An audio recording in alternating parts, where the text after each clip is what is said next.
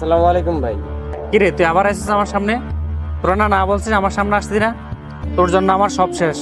ভাই আমি যে ভুল করছি আমি ওই ভুলের জন্য অনুতপ্ত, আর আমি তো আপনার কাছে মাফ পর্যন্ত চাইছি। তোর আমি দেখলাম আমার গাছ জল, তুই আমার সামনে আসছিস লেগে। স্যার আমার স্যার, ওরা মেরে নাও, একদম মেরে নাও। ভাই আর নিজে হাতে তুলে নিয়ে না চলেন আমার সামনে সাহেবের কাছে যাই। না স্যার, আর মারি আলাম। আচ্ছা ঠিক আছে, এই চল চেয়ারম্যানের কাছে চল।